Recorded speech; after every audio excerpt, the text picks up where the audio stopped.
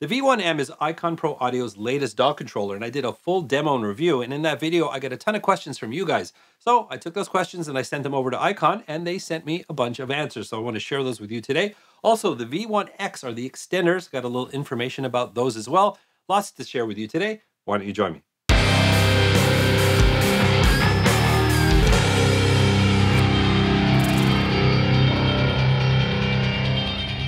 Hey there, I'm Dan, the self-proclaimed Lonely Rocker. Thank you so much for joining me today. If you're into guitars, related gear, and recording, I'm going to underscore recording, which does extend to mixing, well, perhaps you've come to the right place. Maybe you'd consider clicking the subscribe button and ringing that notification bell because it'll make your day that much more fulfilled, and I do really appreciate that. So yes, we're diving back into iCon today. I did a full demo and review of the V1-M. If you missed it, I'm going to link it somewhere above my head. It'll definitely be in the description, so make sure to check that out. But I do have answers to many of the questions that a lot of you left on that video, so we're going to check that out. Also, I want to give you a little bit of information on the extenders. Now, I couldn't possibly cover all the nuances of different DAWs. That's just impossible. I use Logic Pro, but I've got some general things to think about in terms of setting up your controllers.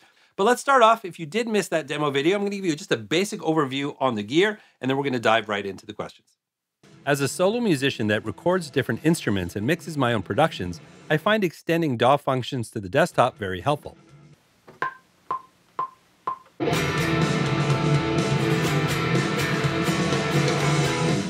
I'm not so disciplined that I record then mix. It often seems to happen at once, and I almost always have a guitar in my hands. So being free to move around, record my guitar, and have certain functions on the desktop makes my workflow so much more efficient. The V1-M is 8-channel controller plus master and provides easy access to transport, mixing, and panning controls. You can select your tracks and easily arm them for recording. The programmable touchscreen makes the assignment section easy to customize, so I always have the most used functions right in front of me. The motorized faders ensure the levels on the controller always match the levels in my project, and they're ideal for writing automation. The V1X extenders extend the number of available tracks on your desk by 8. I currently have 2 extenders giving me 24 tracks on the desk. They have the same view meters and displays giving me a wider view of my project at once. If you have the desk space, it's a great way to add a real console look and feel to your studio.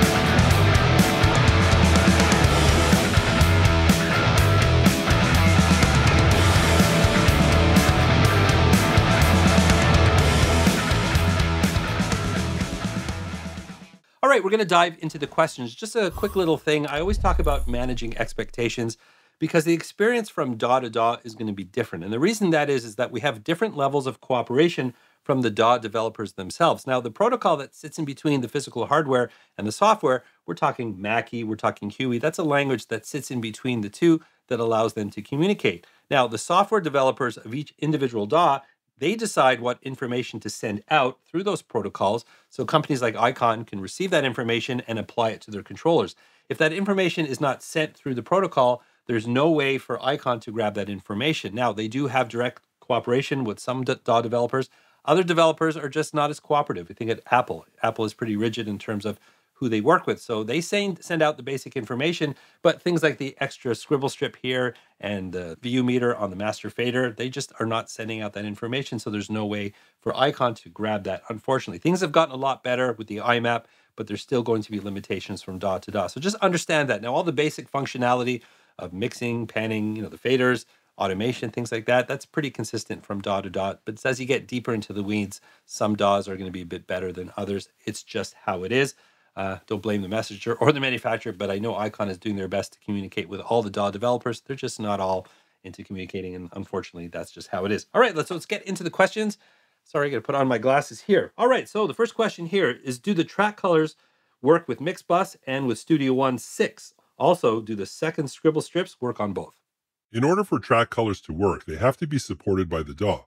As of this video, Motu Digital Performer has added track color support for iCon controllers, and there's a third-party script that adds track colors for Bitwig and Reaper.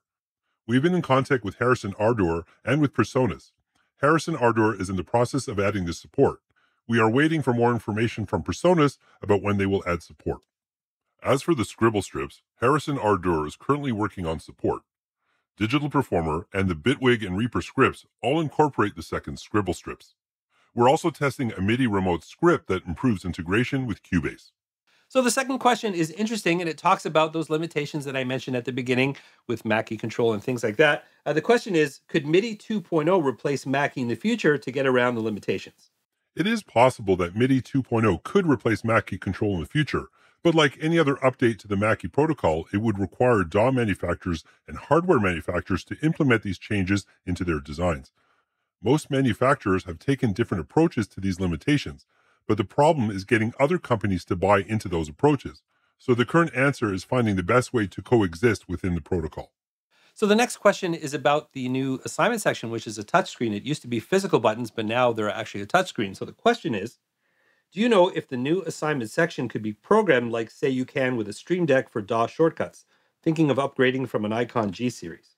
The touchscreen does allow you to program keyboard shortcuts, yes. Next question. Can you use the touchscreen to call up specific plugins? The touchscreen does not allow you to call up specific plugins. However, you could create a template in your DAW and program the touchscreen to open a template which may have your plugins already loaded. All right, the next question is simple, and there's a simple answer. Someone asked if iCon supports Mainstage, and unfortunately the answer right now is no. So on to the next question is, will this ever work with UA Luna and DaVinci Resolve Fairlight? I'm interested in that because I actually edit with DaVinci, and I do use Fairlight to mix my episodes, so let's check out their answer. There is already a map for UA Luna. DaVinci Resolve is not officially supported, but Resolve does support Mackie Control protocol, so users could create their own map.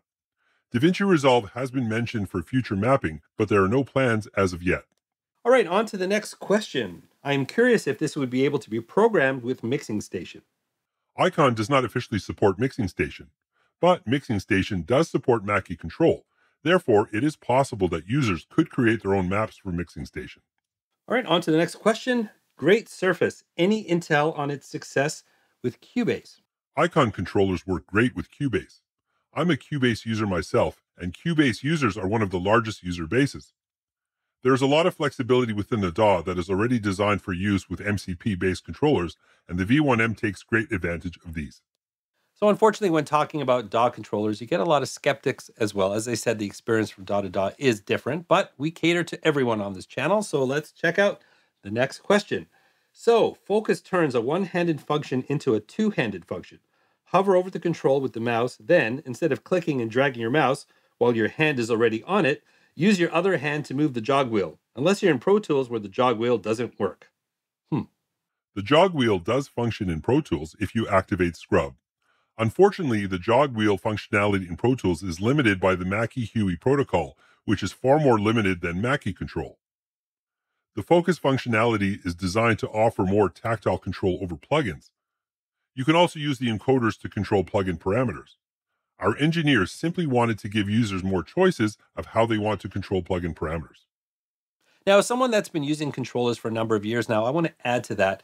I've sort of given in to the fact that the controller is not going to be the most efficient device to control every single plugin out there. I mean, all of the UIs are so radically different. It just cannot, shapeshift itself to conform to every plugin out there. So the focus feature lets you find a specific function that you want to control.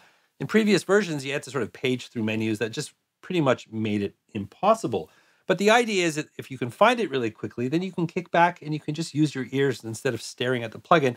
Okay, you may consider one extra gesture to get there, but once you're there, you're generally manipulating it until you get it right. And in this way, you can hover over the specific function, you can grab the shuttle wheel, and you can just look away from the screen and find the most ideal setting to your ears. And I think that's the benefit of a feature like that. It gives you an option. Sure, you can keep your hand on the mouse if that's better for you, but for those of you that just want to sit back, just hit a dial and just listen, it's a great function for you. All right, let's dive into the next question, shall we? Someone asked if, they would love to know how well this integrates with Reaper. There is a new third-party script written by Driven by Moss, which offers additional Reaper support. Well, at the time of shooting this video, I'm not aware of where that link is, but I will look for it. If I find it, I will put it in the description. So if you are a Reaper user, you can go looking for it there. Next question. Can the same DAW be used on all of the DAW buttons? I don't know of anyone except YouTube users who use 3 DAWs. I'd rather be a master of one than a jack of 3. Yes, you could have 3 different setups for the same DAW. You're just saving workflow maps in IMAP. So for instance, if you work in Logic, you could have a production recording setup on DAW Mode 1, a mixing setup on DAW Mode 2, and a mastering setup on DAW Mode 3. No need for an update. You can do this now. All right, so the next question revolves around the jog shuttle wheel. It's not a shuffle wheel, right? It's a shuttle wheel. Can the wheel be used in all 3 modes, jog, scrub, shuttle? Most controllers can only access jog and scrub, not shuttle. I'm a bit concerned about iCon calling it a shuffle wheel. Shuffle, not shuttle. There is no such thing as shuffling when transport controls are concerned. Shuffling is something you do with a deck of cards. It sure looks as iCon is out to deceive people here. At least they fooled you since you called it a shuttle wheel. Was I deceived? Well, let's hear what iCon has to say. Shuffle is not a shuttle function. It's not for transport. Shuffle allows you to move more quickly through the tracks in your session. So for instance, if you want to go from track 6 to track 106 in a session, you could use the shuffle function to move through the 100 tracks more quickly instead of having to bank several times. Shuffle is just the name our engineers came up with because, yes, the process resembles moving through a deck of cards very quickly. All right, and now for the last question. Can the touch buttons be mapped to shortcuts macros in Studio One? If so, this could finally be a DAW controller worth buying. Keyboard shortcuts can be programmed and saved into the touchscreen. Macros are not yet supported. So there are the answers to your questions. I waited a while after I did that video to capture as many questions as I could, and I want to thank iCon for answering those questions. I really appreciate that. All right, so lastly, I want to take a look at the V1X extender. Now, I couldn't provide information for all of the different DAWs, but I've got some general information for setting up the extenders to work with your main controller. The iCon V1X lets you expand your V1-M from 16 up to 64 tracks, 8 faders at a time. It has the same 12-bit motorized faders, dual encoder knobs, LED meter bridge, and TFT displays as the main unit. With my 2 extenders, I get a wider view of my project on the desk with instant feedback and level controls available for 24 tracks at a time. When configuring your controllers, here are a couple of tips to help you get set up. If you're adding more than one extender, you need to identify each device so it can be configured properly in your DAW. When you first power up the device, you'll notice one of the record arm buttons lights up. This defaults to the first position and will identify this device as V1X1. For the second controller and onward, you need to assign a unique name for each device. All you need to do is click the corresponding record arm button immediately after you turn it on to reassign the controller. So in my case, I push record arm number 2 on the second controller, and this assigns the device to V1X2. So now when I assign the controllers to my setup, each will be uniquely identified and configured. The other thing to check when setting up multiple controllers is to make sure they cascade from one to the other correctly.